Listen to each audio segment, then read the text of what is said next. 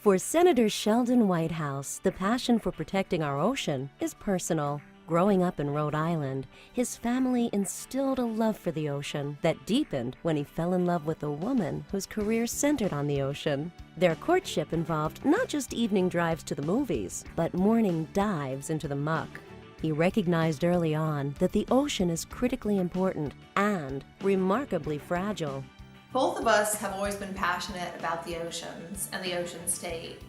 It's our home, and we want to leave it as healthy for our children and the kids in Rhode Island as we had when we grew up. Really, I think we're both working towards having a healthy ocean that can be used sustainably for people around the world. Serving as U.S. Attorney, then as Rhode Island's Attorney General, his personal passion became his professional responsibility.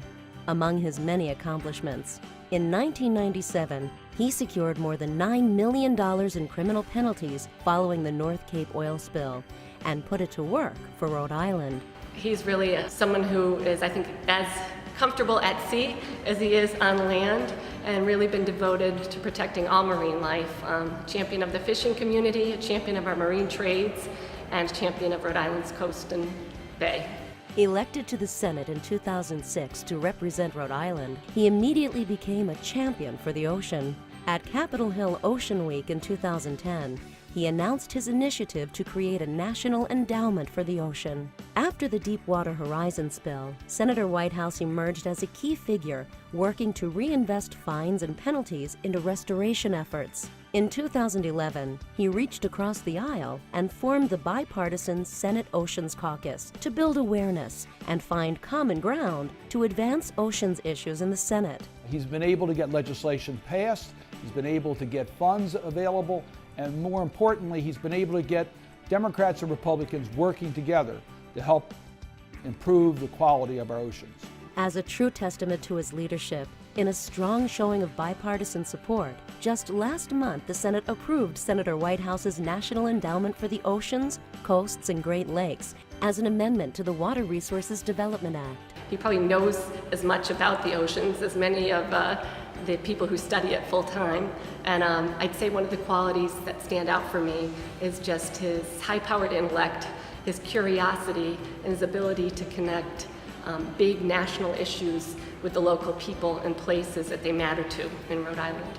Realizing the fate of our oceans is tied to the fate of our planet, he has become the Senate's leading voice for addressing the dire effects of climate change.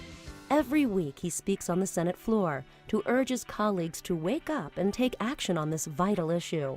And he has pledged to continue for as long as it takes. Today, there is more energy in the Senate behind the issue of climate change than there has been in years.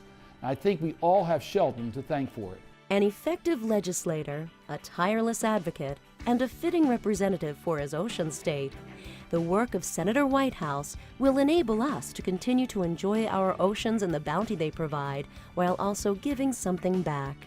We will continue to take advantage of the ocean's bounty, as we should. What we can change is what we do in return. We can, for the first time, become not just takers, but caretakers of our oceans. So Sheldon, thank you for everything you've done for the oceans, and congratulations on getting this well-deserved award, and I love you. Please join the National Marine Sanctuary Foundation in honoring Senator Sheldon Whitehouse with its Leadership Award.